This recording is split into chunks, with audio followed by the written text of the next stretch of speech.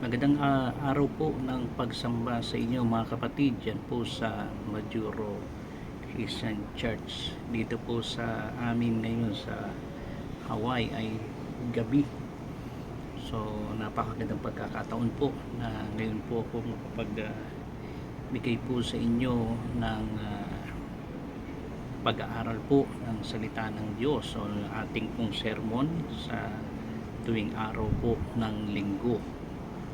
At sa pagkakataon pong ito ay salamat sa Panginoon sa patuloy po na pagbibigay niya sa atin ng lakas, tulong at biyaya niya sa araw-araw sa ating buhay upang tayo po ay patuloy na mabuhay at maranasan po ang kanyang biyaya at habag po sa ating buhay sa araw-araw.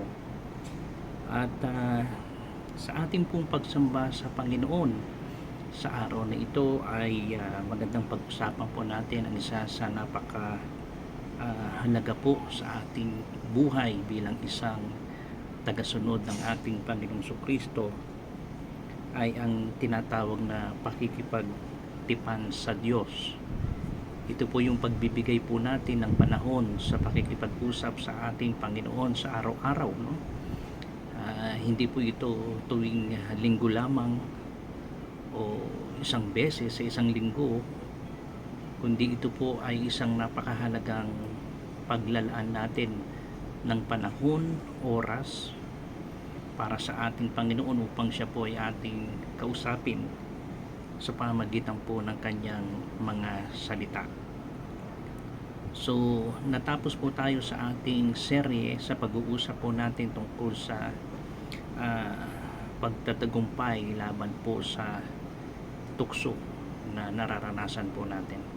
At salamat sa Panginoon, nawa ay sa mga nagdaan pong linggo sa ating buhay o araw ay naranasan po natin talaga ang kapangyarihan niya sa ating mga buhay sa pagtatagumpay natin laban kay Satanas, laban po sa sistema ng mundo na ito at ang ating pong lumang likas na nagnanais na tayo po ay bumagsak, magkasala at huwag po tayong magpatuloy sa ating Panginoon.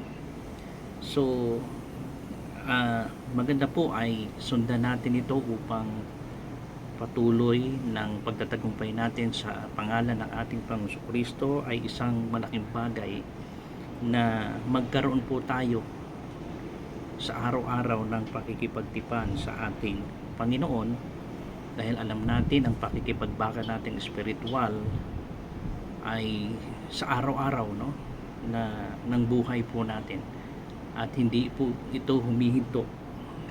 Kaya isa sa napakahalaga ay para tayo po ay maging handa at patuloy na palakasin ng ating Panginoong Jesucristo bilang tagasunod niya ay ang magkaroon po tayo ng panahon bawat araw ng pakikipagtipan sa ating Panginoon. Tinatawag po ito ng iba na tinatawag po nila sa daily devotion o pagbubulay ng salita ng Diyos sa araw-araw.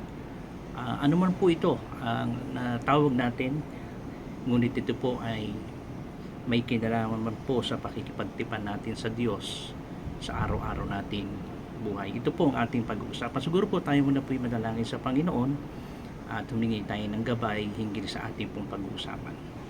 Panginoon, salamat po sa araw na ito na muli po ay nakasama-sama kami na magkakapatid sa Panginoon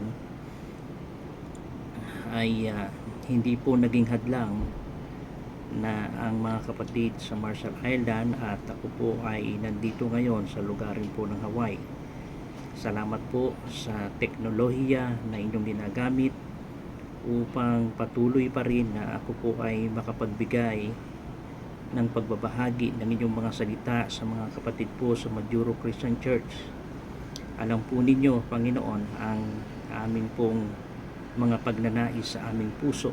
Ngunit salamat po dahil kayo po ang nagbibigay ng katuparan ng mga bagay na ito. Pangunahan niyo po kami sa tulong ng Banal na Espiritu.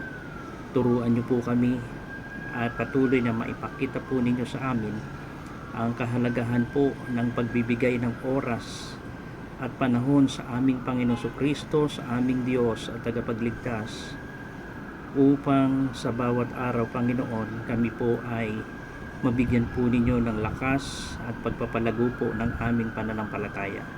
Pangunahan niyo po kami at gabayan sa araw na ito sa pangalan ni Kristo Jesus. Amen. Okay. So, marahil po ang ilan sa inyo ay meron ng sistema na ginagawa po sa bawat araw sa tinatawag na oras na ibinibigay nila sa Panginoon, no? At maaring tinatawag po ninyong daily devotion po ninyo o quiet time sa bawat araw, ngunit iisa po ang tawag dito. Ito ay ang pakikipagtipan natin sa Diyos. Kung paanong ang mga batis ay hinahanap po ng usa, ang sabi po ni Haring David sa awit 42 verse 1 and 2, no? Sa awit 42 verse 1 and 2, kung paanong ang mga batis ay hinahanap ng usa, gayon o Diyos, hinahanap ka ng aking kaluluwa. At sabi niya, ang kaluluwa ko'y nauuhaw sa Diyos na buhay. Alam po ninyo yung para bang feeling po ninyo ay may malaking kakulangan po sa buhay natin bawat araw,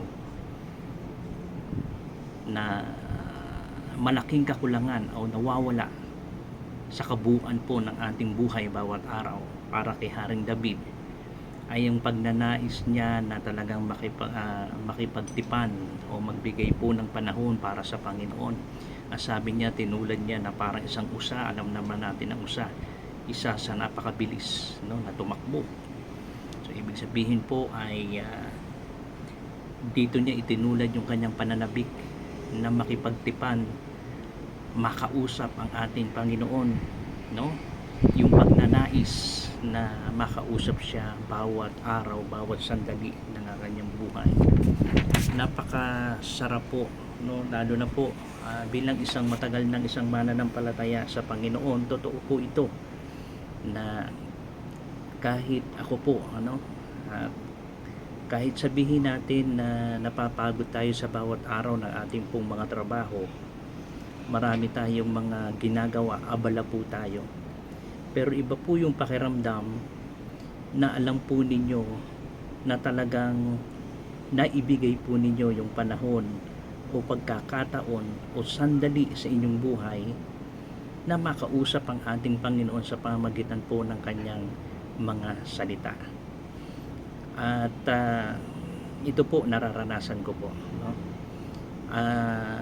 May malaking panghihinayang po para sa akin kung sa isang araw ay hindi ko siya nakatipan, nakausap sa pamamagitan po ng salita ng Diyos. Hindi ko nabasa, hindi ko nahawakan ang aking Biblia, hindi ako nakapanalangin sa Kanya, ay isang napakalaking pagkukulang po sa bawat araw. At marahil ganito po nararamdaman ni Haring David, kung paano uhaw na uhaw ang isang usa, humahanap ng tubig para mainom dahil sa lagi niyang pagtakbo. Ganun po ang kanyang nararamdaman mula sa kanyang puso, ang pananabik, no, na makausap at magkaroon ng panahon para sa ating Panginoon. Kaya nga sabi niya, o Diyos, ikaw ang aking Diyos, no? Buong sigasig na hinahanap kita, kinahuuhawan ka ng aking kaluluwa, pinananabikan ka ng aking katawan.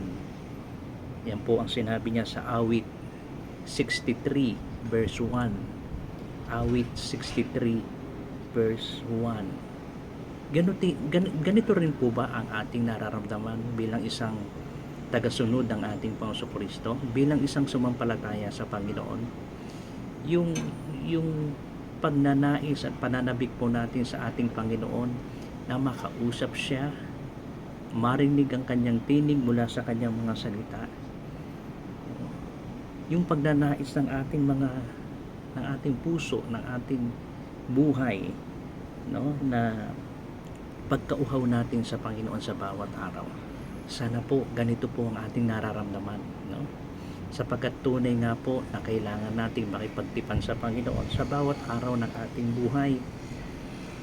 At yung pagkauhaw natin, no? Yung pagkahangad po natin na ganun na lamang ang pagsamo po ni Haring David. Sana ganito din po yung ating pagsamo sa ating Panginoon, no? Mangusap ka, magsalita ka, Panginoon, sa pamagitan ng iyong mga salita. At kung ano yung ninanais mo sa akin sa araw na ito. Napakaganda po na ganito ang ating nasa puso ng ating pagnanais. Kaya si Haring David, napakaganda ng kanyang pananabik sa ating Panginoon. At ano pa hong tatayog na pribilehiyo kaysa mag-ukol po ng oras para makipagtagpo sa ating Diyos na hihigit pa dito. Isang napakalaking pribilehiyo po natin ito na magkaroon tayo ng panahon para sa ating Diyos. Tunay na kung iniibig natin, no, ang isang tao, may panahon ka para makasama siya, di ba? Napakahalaga bilang mag-asawa, bilang isang pamilya, bilang magkasintahan, at bilang sabihin natin karelasyon sa trabaho. Napakahalaga po ng pakikipag-usap, na may panahon upang mag-usap, may panahon sa bawat sandali na talagang makipagtipan, dahil dito po tayo lalago at dito po tayo titibay sa ating relasyon, at lalo't higit sa ating Panginoong Hesukristo kung meron po tayong pakikipagrelasyon at tipan sa Kanya. Napakahalaga po ng bagay ni ito. Kaya kung ang tao nga ay iniibig natin, marahil ganun nating gawin ang mga pagnanais na gawin sa isang taong umiibig sa kapwa-tao niya. So mas lalo na po siguro sa ating Panginoon. Kung iniibig natin siya ang ating Panginoon, ang ating tagapagligtas, dapat mas lalo tayong magbigay ng panahon para sa Kanya. Ang karamihan ng pang-araw-araw na gawain ay parang bakal na gumagapo sa atin, at para ito muna ang mga hinaharap natin. Totoo po, marami tayong mga ginagawa. Nagtatrabaho tayo bawat araw. Sa isang linggo, 6 na araw o 5 araw, napapagod tayo. Marami tayong mga bagay na maaaring gawin para sa ating mga sarili. Pero isipin po natin yung kahalagahan na talagang binibigay nating panahon para sa ating Panginoong Hesukristo. At kaya po bigo tayo na matamasa po ang mga kayamanan natin kay Kristo, dahil po wala tayong panahon para sa Kanya. Wala tayong panahon para bigyan po natin ng pagkakataon ng ating mga sarili at ang ating Panginoon na makipagtipan at makipag-usap sa Kanya. Sa ating paglakad araw-araw, kailangan nating makipagtagpo sa ating Panginoong Kristo. Dapat nating isagawa araw-araw at paglaanan ng panahon nang walang liban o pagkalimot ang banal na gawain ito na dapat nating ibigay sa Kanya. Lagi tayong hinihintay ng ating Diyos. Tandaan po natin yan. Kung ang tao may pagnanais at nakikita natin ang kahalagahan ng pakikipagtipan, mas lalo na siguro ang ating Diyos bilang tagasunod niya, bilang anak niya, ay napakahalaga po na magkaroon tayo ng panahon na pakikipagtipan sa ating Panginoon. Hinihintay niya tayo bawat araw. Naghihintay po siya. Ngayon, kung alam nating napakahalaga po ng pakikipagtipan natin sa Diyos, ay maaaring may ilan tayong mga tanong. Una po ay, anong oras ko ba dapat katagpuin ng Panginoon? O saan lugar ko dapat siya katagpuin? Saan ako makikipagtipan para sa Kanya? At saan tayo o kailan tayo makikipag-niig sa Kanya? No? Yan ang maaaring mga tanong natin na maaaring paghahanda para maisakatuparan natin ang pakikipagtipan natin sa ating Panginoon, no? Sa oras at lugar. Kailan tayo makikipagniig sa Kanya? Sa anong panahon? Alam natin sa bawat araw kailangan natin makipagniig sa Panginoon, no? Hindi lang man po kapag tayo ay matagumpay, masaya, walang problema, mas lalo sigit pa nga sa panahon kung tayo ay hirap at dusa, mas lalo tayong dapat makipagniig sa ating Panginoon, di ba? At minsan pa nga kapag tayo ay nasa panahon ng pagdurusa, sa panahon ng kahirapan, doon mas lalong nagiging mainit yung ating pakikipagtipan sa ating Panginoon, di ba? At talagang puso sa puso ang ating pakikipag-usap sa ating Panginoon. Siya'y, sabi nga ni Haring David, siya'y handang saklolo kung may kaguluhan. Sabi po yan sa awit 20 sa talatang 1. Awit 46 talatang 1. No? Anytime, lalo na sa panahon ng problema, mga bagay na kinaharap po natin sa buhay na ito, ang ating Panginoon ay laging handang saklolo para sa atin. Kaya napakaganda ng meron tayong panahon ng pakikipagtipan sa ating Panginoon. At walang sandali na tayo po ay makakatawag sa Ama, bagamat kinaugalian na ng maraming mananampalataya ang maglaan ng oras para dito. Maaring madalas, no? Maaring sabihin natin sa umaga, tanghali o gabi tayo makikipagtipan sa Panginoon kung saan tayo nakakaluwag, di ba? Ang iba marahil pagkagising,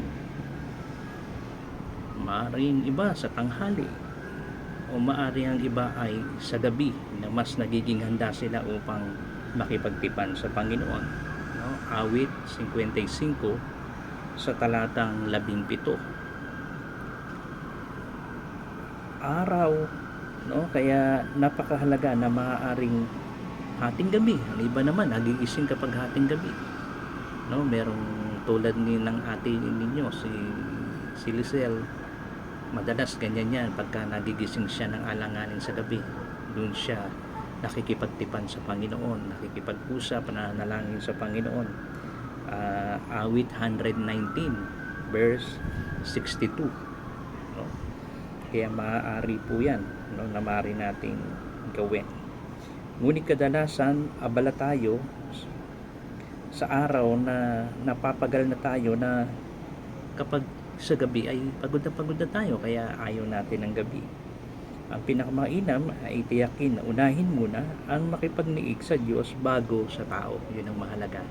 Anumang oras, anumang panahon, anumang sandali, ang mahalaga ay bago tayo makipagtipan, makipag-usap sa tao, ay nakipag-usap muna tayo at nakipagtipan muna tayo sa Panginoon. Yan ang napakahalaga na tiyakin natin, no?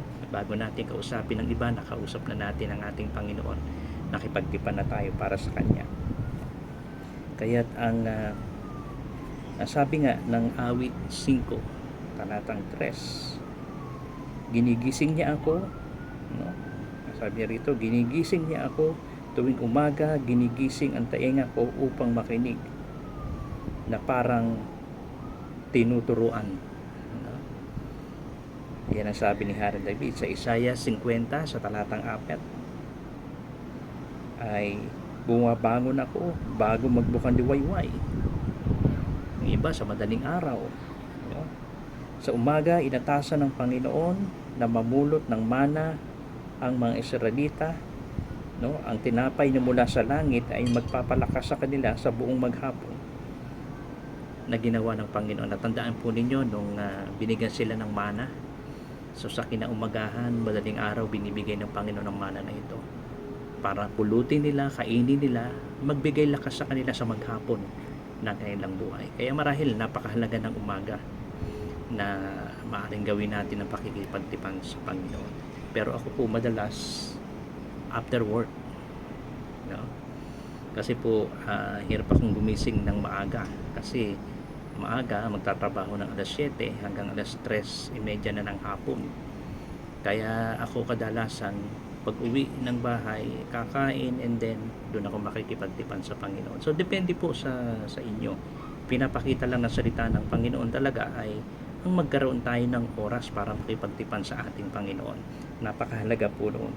Umaga, tanghali o gabi man o pagkatapos ng trabaho, Ang mahalaga po ay meron tayong pagnanais na talagang magbigay ng panahon para makipagtipan sa ating Panginoon, no? Kaya nasa sa inyo na po yung oras, nasa sa inyo na po kung saan kayong lugar na maaaring makipagtipan sa Panginoon. Ako po madalas dito sa itaas po, no, sa labas ng aming tirahan dito. Makikita po ninyo, napakasarap po kasi, lalo kung titingin po kayo, madilim nga lang ngayon, pero dun po sa likod ko may mga matataas na lugar po yan. Kaya napakagandang tingnan, na para bang lagi natin iniisip yung Psalms 121, saan nanggagaling yung tulong natin, nasa Panginoon. Napakasarap manalangin, napakasarap kausapin ang ating Panginoon. Kaya dun sa lugar na kung paano komportable kayo at talagang masosolo natin ang Panginoon sa pakikipag-usap at pakikipagtipan natin sa Kanya sa pamamagitan ng Kanyang mga salita. Okay? Kaya nasa sa inyo na po yung oras at lugar kung saan ninyo katatagpuin ang Panginoon. Ikalawa, saan ba dapat makipagtagpo sa Diyos? No? Ang Diyos ay laging nakalaan sa atin kahit saan. Tandaan po natin yan. Kahit saan. Ang ating tungkulin ay humanap ng lugar para makipag-usap sa Diyos na walang gagambala sa atin. Okay? Kung maliit naman ang inyong lugar, ano ba, marami kayong anak, siyempre sa araw, masyadong abala o ano pa man, o sabihin natin hindi naman mga nag-aaral yung anak natin, nandyan sila, o sa gabi, pagkatulong nila, doon naman tayo makikipagtipas kung saan po tayo magiging komportable at hindi po tayo maaabala sa ating pakikipagtipan sa ating Panginoon. Nang nasa lupa pa ang ating Panginoon Jesus, ay malimit siyang mahanap ng isang ganoong dako ang ating Panginoon. Madaling araw pa ay bumabangon na si Jesus, umaalis ng bahay at nagpupunta sa isang lugar na tahimik at nananalangin. Mark 1:35, Marcos 1:35. Ganyan ang ating Panginoon. Gumigising ng madaling araw, pumupunta sa mataas na lugar at doon siya nanalangin, nakikipag-usap sa Panginoon, nakikipagtipan sa ating Panginoon. Nag-iisa siyang umaahon ng isang burol upang manalangin. Mateo 14:23. Siyang mag-isa, ikaw at ang Panginoon, ang Panginoon Jesucristo at ang kanyang Ama. So, silang dalawa lamang. Kahit anong silid, kahit kusina sa ating bahay ay nagsisilbing burol, dalanginan. Ang mahalagay, makiniig siya ng sarilinan sa ating Panginoon. Ang mahalaga, ikaw at ang Panginoon, na tiyakin natin mabuti. Doon tayo nagkakaroon po ng pakikipagtipan sa ating Panginoon. Ano ba ang layo ng pakikipagtipan natin sa Panginoon? Ano ba ang layo ni bakit gagawin natin ito? Ano ang ating nais na matagpuan sa ating pakikipagtipan? Tanging siya ang pinakauna, tandaan natin. At sa pakikipagniig natin sa Diyos, ang kauna-unahang layon ay para lumalim ang ating mga ugat sa Kanya. Lumago tayo sa ating pananampalataya. Mas lalo pang lumago. Mag-ugat tayo sa Panginoon. Lumago ang ating relasyon sa ating Panginoon, sa ating pakikipagniig, pakikipagrelasyon, pakikisama sa ating Panginoon. Para matapos ang isang sabihin natin sa magandang layunin na gagawin natin, ito ay talagang napakahalaga nito upang tayo mas lalo pang lumago sa ating Panginoon. Kailangan natin lumago sa ating relasyon sa Panginoon sa pamamagitan ng ating pakikipagtipan sa Kanya.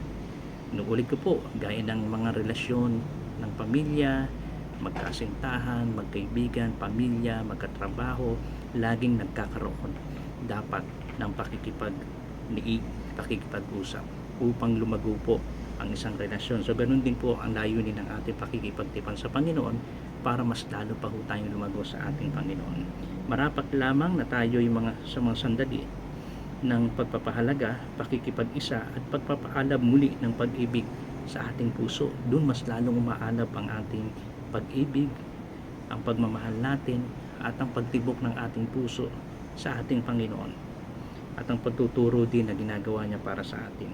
Lalakas tayo dahil sa mga dakilang kaisipang ukol sa Diyos. Magkakamit tayo ng patnubay ukol sa kanyang kalooban para sa ating buhay, para mas lalo maunawaan natin kung anong kalooban ng Diyos para sa atin, no? Magkakamit tayo ng patnubay ukol sa kanyang kalooban para sa ating buhay, no? Magtagal tayo sa harapan niya at huwag tayong lilisan hanggat hindi natin siya tunay na nakausap at nakamit ang kanyang pagpapala. Natatandaan po ninyo yan yung si Jacob nung makipagbuno, no, sa isang anghel ng Panginoon, Genesis 32:26, no? Sabi niya, pakawalan mo na ako, hindi kita pakawalan hanggat hindi mo pinagpapala. So ganun din po ang ating pagnanais habang tayo po ay nakikipagtipan sa Panginoon, habang binabasa at binubulay natin ang kanyang salita. Hindi natin bibitawan ito hanggat hindi tayo pinagpapala ng kanyang salita. Iyan pa lang, iyan ay hindi makakapalit ng anumang paggawa para sa Diyos o sa kapwa-tao. Kaya iwasan natin magmadali sa pakikipagtagpo sa Kanya at nagmamadali rin sa paglisan. May mga ganyang pagkakataon, naranasan ko po yan, no? Yun naman ang tendency. Minsan pag nagmamadali tayo ay mamimiss natin yung blessing ng Panginoon sa pakikipagtipan natin para sa Kanya na nakalaan para sa atin dahil sa ating pagmamadali. Kaya wala tayong mapapala kung oras o mga ginagawa natin pakikipagtipan ay talagang mabilisan o nagmamadali tayo. Walang pagpapala na maaaring maidulot po ito para sa atin. Kaya huwag na huwag, no, nating gawin yon. Maging handa tayo, ating puso't isipan, oras na talagang ilalaan natin sa Panginoon. Huwag tayong magmamadali, huwag tayong maiinip, huwag tayong magmamadali na matapos na masabi natin na tayo nakipagtipan lamang sa Panginoon, sapagkat walang pagpapala tayong mapapala. Ang pakikipag-isa sa Diyos ay pakikipagtalastasan ng dalawahan, ikaw at ang Panginoon. Pag nagbubulay-bulay tayo ng salita niya, kinakausap niya tayo. So sa ating pananalangin, kinakausap natin siya. Kita po ninyo, kapag tayo nagbubulay ng kanyang mga salita, kinakausap niya tayo. At kapag tayo nananalangin, kinakausap natin ang ating Panginoon. Kapwa iyon bahagi ng oras ng pakikipagniig sa Diyos.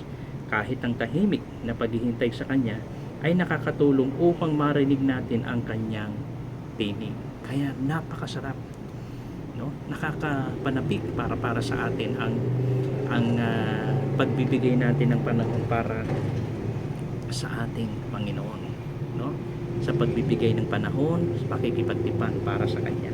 Dalawang bagay lamang po ang makikita natin, no, na minsan sa ating pakikipagtipan sa Panginoon, may mga panahon na tahimik lamang tayo habang binabasa natin ang salita ng Diyos.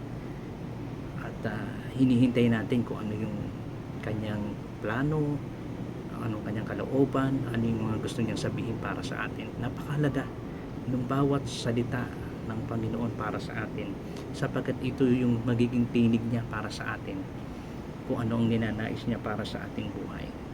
Okay? Kaya napakahalaga po ang tinig ng Diyos na marinig natin sa pamamagitan po ng Kanyang mga salita. Kaya yun yung pagkakataon na makikinig tayo sa Kanyang salita, no? Habang binabasa po natin ang Kanyang mga salita at ang pakikipag-usap natin sa Diyos. Marahil po ito yung mga bagay na sandaling mangyayari para sa atin habang tayo po ay nasa panahon ng pakikipagniig natin sa Panginoon. Dalawang bagay lamang po yan: ang makinig tayo sa Kanya, no? Ang sabi nga ng Mateo kabanatang 4 sa talatang 4, diba? Sinabi ng Panginoon Jesus na nabubuhay ang tao sa bawat salitang namumutawi sa bibig ng Diyos. Kaya yung habang binabasa natin, binubulay natin ang Kanyang mga salita, iyon ay panahon upang makinig tayo, at iyon ang makapagbibigay sa atin ng buhay at ng lakas. Kaya napakahalaga po ng mga sandali ng pakikipagniig natin sa Panginoon habang binabasa natin at pinagbubulayan ng Kanyang mga salita, sapagkat ito yung Kanyang tinig na magbibigay ng buhay para sa ating pag-asa, kagalakan, no, pagpapalago, pagpapatibay na ibinibigay niya para sa atin. Kaya napakahalaga na ito po ay ating pakinggan ang tinig ng Panginoon sa pamamagitan ng Kanyang mga salita. Sabi nga ng awit 119 verse 15, no? Awit 119 verse 15, basahin ko po sa inyo. Awit 119 verse 15. Yun po kasi yung panahon, no, na talagang habang tayo po ay nagbubulay ng kanyang salita ay talagang napakahalaga para sa atin. At may mga time na talaga, no, tamang-tama ang mga mensahe ng Panginoon para sa atin sa pangailangan natin sa bawat araw. Psalms 119 verse 15. Ito po ang sabi ng Biblia. Psalms 119 verse 15. Verse 15, ako'y laging mag-aaral sa lahat ng tuntunin mo, ng aking maunawaan, pagbubulay-bulayan ko. No? Talagang yun yung time na talagang tayo ay matututo. Tapos sinabi din sa verse 23. Verse 23, kahit ako ay usigit labanan ng pamunuan, itong iyong abang lingkod sa utos mo'y mag-aaral. Yun yung time talaga na nag-aaral tayo, tinuturuan tayo ng ating Panginoon. And then sinabi pa niya sa 48 verse 48, no? Itong mga sulat ni Haring David na talagang nagpapakita na ang salita ng Panginoon ay talagang napakalaga sa atin. Verse 48, mahal ko ang iyong utos, ito'y aking ginagalang, sa aral mo at tuntunin ako'y magbubulay-bulay. Okay, sarap, no, na maranasan ang mga bagay na ito sa ating Panginoon. Verse 78, ito ang nararanasan ni Haring David habang siya po ay nakikipagtipan sa Panginoon. Verse 78 ng 119 ng awit, ang hambog na naninira sa lingkod mo ay hiyain, sa aral mo ako na may magbubulay-bulay na taimtim. No? Ang ganda ng mga sinasabi ni Haring David. Verse 97, o ang iyong mga utos ay tunay kong iniibig, araw-araw sa maghapon ay siya kong iniisip. Yun yung klase ng pagbubulay-bulay, no? Hindi lamang pagkatapos na mabasa mo ito o makipagtipan tayo sa Panginoon, kundi kahit sa buong araw naiisip mo yung pinagbubulay-bulayan mo kung ano yung sinabi ng Panginoon sa ating pakikipagtipan para sa Kanya. Kaya ito yung panahon na tayo ay makikinig sa Diyos, sapagkat siya'y magsasalita sa atin sa pamagitan ng Kanyang mga salita. So ito po ay ilan lamang sa mga bagay na masasabi nating benepisyo po ng ating pagbibigay ng oras, pakikipagtipan sa ating Panginoon. Hayaan po ninyo sa susunod ay ipagpapatuloy po natin ito at bibigyan ko po kayo ng ilang mga halimbawa na kaparaanan para sa ating pong pakikipagniig, pakikipag-usap sa ating Panginoon sa pamagitan ng Kanyang mga salita. May mga paraan ba tayo na maaring ginagawa natin para mas lalo pa hong maging maganda at mainit yung ating pakikipagtipan na ginagawa sa ating Panginoon sa mga oras na ibinibigay natin bawat araw. Hayaan po ninyo, ibabahagi ko po sa inyo yung aking ginagawa na pakikipagtipan sa Panginoon upang kung ito po'y magiging epektibo para sa inyo o sa ibang mga kaparaanan ay maganda ay magkaroon tayo ng ganitong pagkakataon na magawa yung mga paraan na ito para sa ating pakikipagtipan natin sa ating Panginoon. Napakahalaga po na magkaroon tayo ng oras para sa Kanya. Kaya sana po, kaya po ng sinabi ni Haring David, pinananabigan natin ang Panginoon, no? Nabulayin siya, nakausapin siya at magbigay ng panahon para sa Kanya.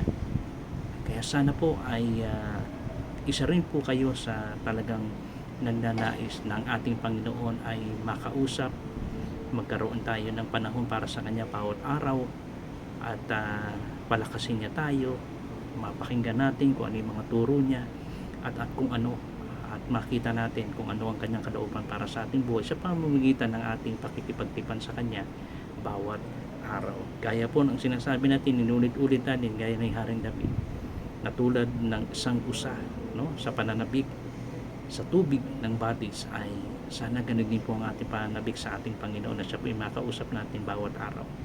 Bago magsimula ang ating araw, bago tayo makipagtipan sa kapwa natin tao, bago tayo humarap sa bawat araw ng ating buhay, sana ay meron tayong panahon na naibigay sa ating Panginoon para siya ay makausap, para siya ay makaniig natin, sapagkat kailangan natin ang gabay at patuloy na tulong niya sa ating buhay sa araw-araw. Kaya napakahalaga po ng pakikipagniig natin sa Diyos. Kaya sana po samahan po ninyo ko sa susunod na linggo ng pagpapatuloy ng ating pag-uusap ay ilang mga paraan ng pakikipagtipan natin sa Panginoon. Paano pa natin gawin ito? Okay. Gaya po ng ating napag-usapan, sana ay pumili na kayo ng oras, pumili na kayo ng lugar na maaari ninyo kung saan ninyo ibibigay sa Panginoon bawat araw, at saang lugar bawat araw nakatagpuin natin siya para sa ating pakikipagtipan para sa Kanya. Kailangan po natin ito upang mas lalo po tayo lumago at magugat ang ating pananampalataya sa Panginoon sa ikabubuti po natin at sa pagtatagumpay natin bilang isang Kristiyano. Tayo po'y manalangin. Panginoon, salamat po sa panahon muli na ibinigay mo sa amin, na sa panimula po ng aming pag-uusap tungkol po sa napakahalagang pagbibigay ng oras ng pakikipagtipan po namin sa aming Panginoon. Kaya sana po ay bigyan mo kami ng lakas, ng karunungan na magawa po namin ito, sapagkat alam po namin na kailangan po namin ito, at ito po ay makapagbibigay sa amin ng lakas at paglago ng aming pananampalataya. Ingatan po ninyo mga kapatid ang mga mahal namin sa buhay, patuloy mong pagpalaing, gabayan, kayo ang patuloy na magbibigay ng suporta sa amin sa lahat ng aming mga pangailangan sa bawat araw ng aming buhay. Pagpalain po ninyo mga kapatid at kaibigan namin sa Majuro Christian Church. Patuloy na pangunahan mo ang kanilang mga trabaho, ang kanilang mga pamilya, ang kanilang mga kalusugan. Salamat po sa lahat ng inyong kabutihan at katapatan. Patuloy na binabalik ko po ang papuri at pasasalamat sa matamis sa pangalan ni Kristo Jesus. Amen. Maraming salamat po mga kapatid. Patuloy po tayong magdalangin na sa Panginoon, at sa susunod po ng ating pag-uusap muli ay ipagpapatuloy po natin ang may kinalaman po sa pakikipagtipan natin sa ating Panginoon sa bawat araw ng ating buhay. Pagpalain po tayo ng ating Panginoong Kristo. Maraming salamat po.